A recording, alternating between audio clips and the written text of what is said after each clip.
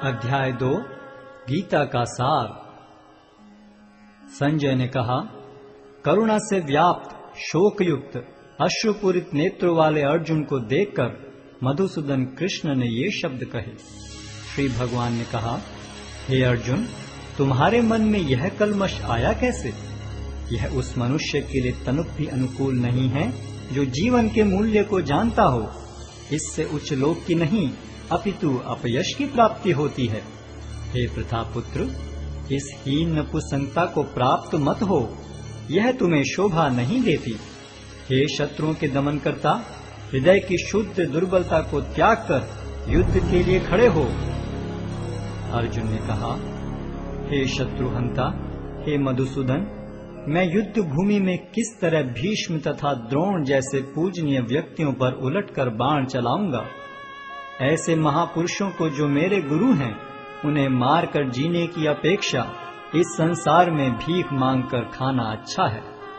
भले ही वे सांसारिक लाभ के इच्छुक हों, किंतु हैं तो गुरुजन ही। यदि उनका वध होता है तो हमारे द्वारा भोग्य प्रत्येक वस्तु उनके रक्त से सनी होगी। हम यह भी नहीं जानते कि हमारे लिए क्या श्रेष्ठ है, उनको जीतना या उनके द्वारा जीते जाना। यदि हम धृतराष्ट्र के पुत्रों का वध कर देते हैं तो हमें जीवित रहने की आवश्यकता नहीं है, फिर भी वे युद्ध भूमि में हमारे समक्ष खड़े हैं। अब मैं अपनी कृपण दुर्बलता के कारण अपना कर्तव्य भूल गया हूँ और सारा धैर्य खो चुका हूँ। ऐसी अवस्था में मैं आपसे पूछ रहा हूँ कि जो मेरे लिए श्रेयस्कर हो उससे निश्चित रूप से बताएं। अब मैं आपका शिष्य हूँ और आपका शरणागत हूँ, कृपया मुझे उपदेश दें। मुझे ऐसा कोई साधन नहीं दिखता जो मेरी इंद्रियों को सुखाने वाले इस शोक को दूर कर सके। स्वर्ग पर देवताओं के अधिपत्य की तरह इस धन धान्य संपन्न सारी पृथ्वी पर निष्कंटक राज्य प्राप्त करके भी मैं इस शोक को दूर नहीं कर सकूंगा। संजय ने कहा, इस प्रकार कहने के बाद शत्रुओं का दमन करने वाला अर्जुन कृष्ण से बोला, हे गोविंद, मैं युद्ध नहीं करूंगा, और चुप हो गया। हे भरतवंशी धृतराष्ट्र, उस समय दोनों सेनाओं के मध्य शोकमग्न अर्जुन से कृष्ण ने मानो हंसते हुए ये शब्द कहे। श्री भगवान ने कहा, तुम पांडित्यपूर्ण वचन करते हुए उनके लिए शोक कर रहे हो जो शोक करने योग्य नहीं हैं। जो विद्वान होते हैं वे न तो जीवित के लिए न ही मृत के लिए शोक करते हैं। ऐसा कभी नहीं हुआ कि मैं न रहा हूं या तुम न रहे हो, अथवा ये समस्त राजा न रहे हों, और न ऐसा है कि भविष्य में हम लोग नहीं रहेंगे। जिस प्रकार शरीरधारी आत्मा इस शरीर में बाल्यावस्था से तरुणावस्था में और फिर वृद्धावस्था में निरंतर अग्रसर होता रहता है, उसी प्रकार मृत्यु होने पर आत्मा दूसरे शरीर में चला जाता है। धीर व्यक्ति ऐसे परिवर्तन से मोह को प्राप्त नहीं होता। हे कुंती पुत्र, सुख तथा दुख का क्षणिक उदय तथा कालक्रम में उनका अंतर्धान होना सर्दी तथा गर्मी की ऋतुओं के आने जाने के समान है। हे भरतवंशी, वे इंद्रिय बोध से उत्पन्न होते हैं और मनुष्य को चाहिए कि अविचल भाव से उनको सहन करना सीखे। हे पुरुष श्रेष्ठ अर्जुन, जो पुरुष सुख तथा दुख में विचलित नहीं होता और इन दोनों में संभाव रखता है, वह निश्चित रूप से मुक्ति के योग्य है। तत्वदर्शियों ने यह निष्कर्ष निकाला है कि असत का तो कोई चिरस्थायित्व नहीं है, किंतु सत अपरिवर्तनीय रहता है। उन्होंने इन दोनों की प्रकृति के अध्ययन द्वारा यह निष्कर्ष निकाला है। जो सारे शरीर में व्याप्त है उसे ही तुम अविनाशी समझो। उस अव्यय आत्मा को नष्ट करने में कोई भी समर्थ नहीं है। अविनाशी, अप्रमेय तथा शाश्वत जीव के भौतिक शरीर का अंत अवश्यम भावी है। अतः हे भरतवंशी, युद्ध करो। जो इस जीवात्मा को मारने वाला समझता है तथा जो इसे मरा हुआ समझता है, वे दोनों ही अज्ञानी हैं, क्योंकि आत्मा न तो मरता है और न मारा जाता है। आत्मा के लिए किसी भी काल में न तो जन्म है न मृत्यु। वह न तो कभी जन्मा है, न जन्म लेता है और न जन्म लेगा।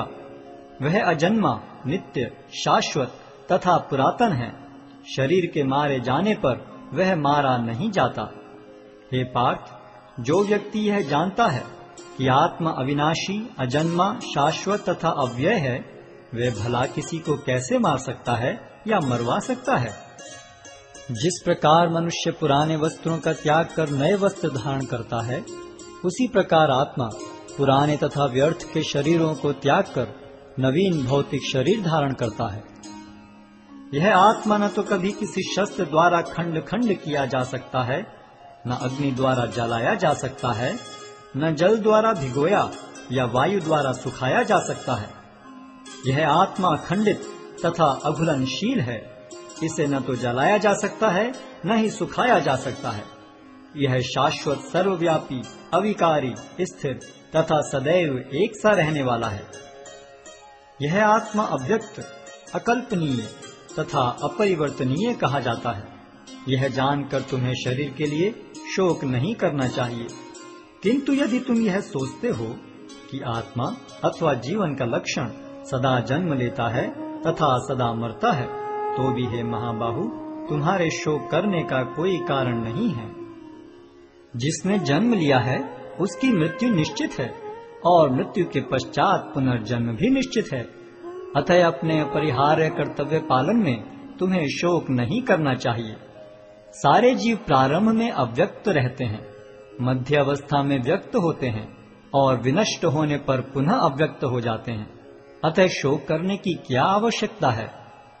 कोई आत्मा को आश्चर्य से देखता है, कोई इसे आश्चर्य की तरह बताता है तथा कोई इसे आश्चर्य की तरह सुनता है, किंतु कोई कोई इसके विषय में सुनकर भी कुछ नहीं समझ पाते। हे भरतवंशी, शरीर में रहने वाले का कभी भी वध नहीं किया जा सकता। अतः तुम्हें किसी भी जीव के लिए शोक करने की आवश्यकता नहीं है। क्षत्रिय होने के नाते अपने विशिष्ट धर्म का विचार करते हुए तुम्हें जानना चाहिए कि धर्म के लिए युद्ध करने से बढ़कर तुम्हारे लिए अन्य कोई कार्य नहीं है। अतः तुम्हें संकोच करने की कोई आवश्यकता नहीं है।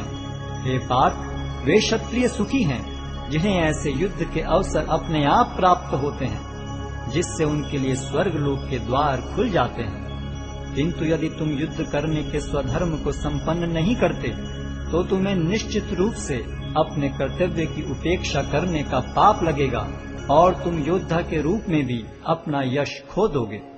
लोग सदैव तुम्हारे अपयश का वर्णन करेंगे और सम्मानित व्यक्ति के लिए अपयश तो मृत्यु से भी बढ़कर है। जिन जिन महान योद्धाओं ने तुम्हारे नाम तथा यश को सम्मान दिया है, वे सोचेंगे कि तुमने डर के मारे युद्ध भूमि छोड़ दी है और इस तरह वे तुम्हें तुच्छ मानेंगे। तुम्हारे शत्रु अनेक प्रकार के कटु शब्दों से तुम्हारा वर्णन करेंगे और तुम्हारी सामर्थ्य का उपहास करेंगे। तुम्हारे लिए इससे दुखदाई और क्या हो सकता है? हे कुंती पुत्र, तुम यदि युद्ध में मारे जाओगे तो स्वर्ग प्राप्त करोगे, या यदि तुम जीत जाओगे तो पृथ्वी के साम्राज्य का भोग करोगे। अतः दृढ़ संकल्प करके खड़े हो और युद्ध करो। तुम सुख या दुख, हानि या लाभ, विजय या पराजय का विचार किए बिना युद्ध के लिए युद्ध करो। ऐसा करने पर तुम्हें कोई पाप नहीं लगेगा। यहाँ मैंने वैश्लेषिक अध्ययन द्वारा इस ज्ञान का वर्णन किया है। अब निष्काम भाव से कर्म करना बता रहा हूँ, उसे सुनो। हे प्रतापपुत्र, तुम यदि ऐसे ज्ञान से कर्म करोगे तो तुम कर्मों के बंधन से अपने को मुक्त कर सकते हो। इस प्रयास में न तो हानि होती है न ही ह्रास, अपितु इस पथ पर की गई अल्प प्रगति भी महान भय से रक्षा कर सकती है। जो इस मार्ग पर चलते हैं वे प्रयोजन में दृढ़ रहते हैं और उनका लक्ष्य भी एक होता है। हे कुरुनंदन, जो दृढ़ प्रतिज्ञ नहीं है उनकी बुद्धि अनेक शाखाओं में विभक्त रहती है। अल्पज्ञानी मनुष्य वेदों के उन अलंकारिक शब्दों के प्रति अत्यधिक आसक्त रहते हैं जो स्वर्ग की प्राप्ति, अच्छे जन्म, शक्ति इत्यादि के लिए विविध सकाम कर्म करने की संस्तुति करते हैं। इंद्रिय तृप्ति तथा ऐश्वर्य में जीवन की अभिलाषा के कारण वे कहते हैं कि इससे बढ़कर और कुछ नहीं है। जो लोग इंद्रिय भोग तथा भौतिक ऐश्वर्य के प्रति अत्यधिक आसक्त होने से ऐसी वस्तुओं से मोहग्रस्त हो जाते हैं, उनके मनों में भगवान के प्रति भक्ति का दृढ़ निश्चय नहीं होता। वेदों में मुख्यतया प्रकृति के तीनों गुणों का वर्णन हुआ है। हे अर्जुन, इन तीनों गुणों से ऊपर उठो, समस्त द्वैतों और लाभ तथा सुरक्षा की सारी चिंताओं से मुक्त होकर आत्मपरायण बनो। एक छोटे से कूप का सारा कार्य एक विशाल जलाशय से तुरंत पूरा हो जाता है। इसी प्रकार वेदों के आंतरिक तात्पर्य जानने वाले को उनके सारे प्रयोजन सिद्ध हो जाते हैं। तुम्हें अपना कर्म करने का अधिकार है, किंतु कर्म के फलों के तुम अधिकारी नहीं हो। तुम न तो कभी अपने आप को अपने कर्मों के फलों का कारण मानो, न ही कर्म न करने में कभी आसक्त हो। हे अर्जुन, जय अथवा पराजय की समस्त आसक्ति त्याग कर समभाव से अपना कर्म करो। ऐसी समता योग कहलाती है। हे धनंजय, भक्ति के द्वारा समस्त गर्हित कर्मों से दूर रहो और उसी भाव से भगवान की शरण ग्रहण करो। जो व्यक्ति अपने सकाम कर्म फलों को भोगना चाहते हैं, वे कृपण हैं। भक्ति में संलग्न मनुष्य इस जीवन में ही अच्छे तथा बुरे कार्यों से अपने को मुक्त कर लेता है। अतः योग के लिए प्रयत्न करो, क्योंकि सारा कार्य कौशल यही है। इस तरह भगवत भक्ति में लगे रहकर बड़े बड़े ऋषि, मुनि अथवा भक्तगण अपने आप को इस भौतिक संसार में कर्म के फलों से मुक्त कर लेते हैं। इस प्रकार वे जन्म मृत्यु के चक्र से छूट जाते हैं और भगवान के पास जाकर उस अवस्था को प्राप्त करते हैं जो समस्त दुखों से परे है। जब तुम्हारी बुद्धि मोह रूपी सघन वन को पार कर जाएगी, तो तुम सुने हुए तथा सुनने योग्य सब के प्रति अन्य मनस्क हो जाओगे। जब तुम्हारा मन वेदों की अलंकारमयी भाषा से विचलित न हो और वह आत्म साक्षात्कार की समाधि में स्थिर हो जाए, तब तुम्हें दिव्य चेतना प्राप्त हो जाएगी। अर्जुन ने कहा, हे कृष्ण, अध्यात्म में लीन चेतना वाले व्यक्ति के क्या लक्षण हैं? वह कैसे बोलता है तथा उसकी भाषा क्या है? वह किस तरह बैठता और चलता है?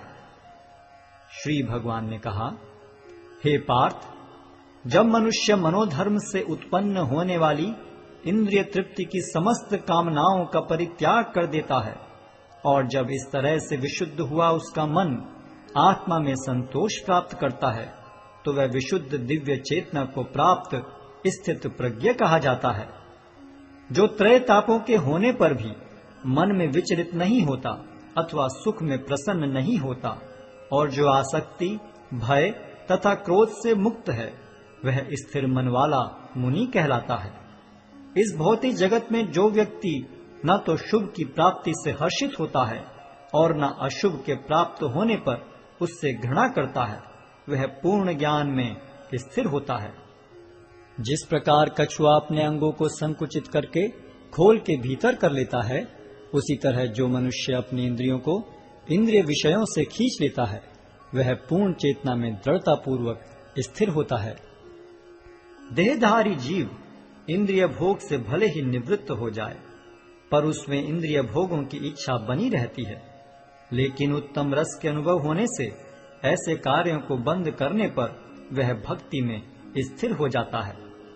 हे अर्जुन, इंद्रियां इतनी प्रबल तथा वेगवान हैं कि वे उस विवेकी पुरुष के मन को भी बलपूर्वक हर लेती हैं, जो उन्हें वश में करने का प्रयत्न करता है।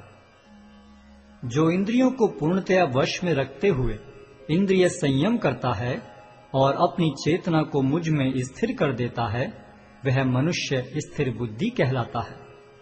इंद्रिय विषयों का चिंतन करते हुए मनुष्य की उनमें आसक्ति उत्पन्न हो जाती है और ऐसी आसक्ति से काम उत्पन्न होता है और फिर काम से क्रोध प्रकट होता है। क्रोध से पूर्ण मोह उत्पन्न होता है और मोह से स्मरण शक्ति का विभ्रम हो जाता है। जब स्मरण शक्ति भ्रमित हो जाती है तो बुद्धि नष्ट हो जाती है और बुद्धि नष्ट होने पर मनुष्य भवकूप में पुनः गिर जाता है। किंतु समस्त राग तथा द्वेष से मुक्त एवं अपनी इंद्रियों को संयम द्वारा वश में करने में समर्थ व्यक्ति भगवान की पूर्ण कृपा प्राप्त कर सकता है। इस प्रकार से कृष्ण भावनामृत में तुष्ट व्यक्ति के लिए संसार के तीनों ताप नष्ट हो जाते हैं और ऐसी तुष्ट चेतना होने पर उसकी बुद्धि शीघ्र ही स्थिर हो जाती है। जो कृष्ण भावनामृत में परमेश्वर से संबंधित नहीं है, उनकी न तो बुद्धि दिव्य होती है और न ही मन स्थिर होता है। जिसके बिना शांति की कोई संभावना नहीं है, शांति के बिना सुख हो भी कैसे सकता है।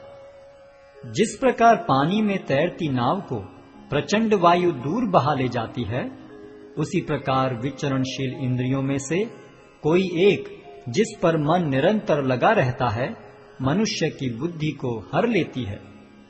अतः हे महाबाहु, जिस पुरुष की इंद्रियां अपने अपने विषयों से सब प्रकार से विरत होकर उसके वश में है, उसी की बुद्धि निस्संदेह स्थिर है।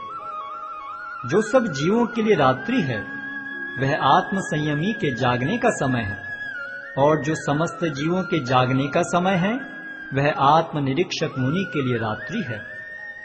जो पुरुष समुद्र में निरंतर प्रवेश करती रहने वाली नदियों के समान इच्छाओं के निरंतर प्रवाह से विचलित नहीं होता और जो सदैव स्थिर रहता है, वही शांति प्राप्त कर सकता है, वह नहीं जो ऐसी इच्छाओं को तुष्ट करने की चेष्टा करता हो। जिस व्यक्ति ने इंद्रिय तृप्ति की समस्त इच्छाओं का परित्याग कर दिया है, जो इच्छाओं से रहित रहता है और जिसने सारी ममता त्याग दी है तथा अहंकार से रहित है, वही वास्तविक शांति को प्राप्त कर सकता है। यह आध्यात्मिक तथा ईश्वरीय जीवन का पथ है, जिसे प्राप्त करके मनुष्य मोहित नहीं होता। यदि कोई जीवन के अंतिम समय में भी इस तरह स्थित हो, तो वह भगवत धाम में प्रवेश कर सकता है।